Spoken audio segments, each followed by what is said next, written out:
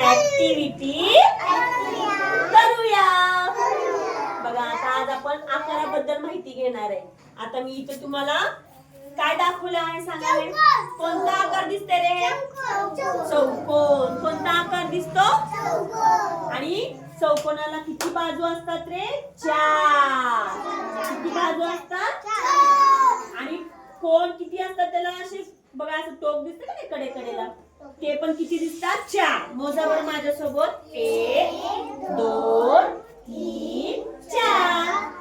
बघा बाजू पण 1 2 3 4। चला हवेत काढून दाखवा मला चौकोन। 1 2 3 4। बघा इथे एक टोक आहे, इकडे एक टोक, खाली एक टोक, वर एक टोक। आला का ना? हवेत पण काढायला तुम्हाला काढायचं आणखी एकदा। असं रेष मारायची, अशी एक आणि जोडायचं। काढलं ना? हवेत चौकोन काढायचा असा। हा आणि हे पण सांगा बरं। हे पण बघा कागद आहे हे। कसा दिसतो रे हा? कसा दिसतो? चौकोन।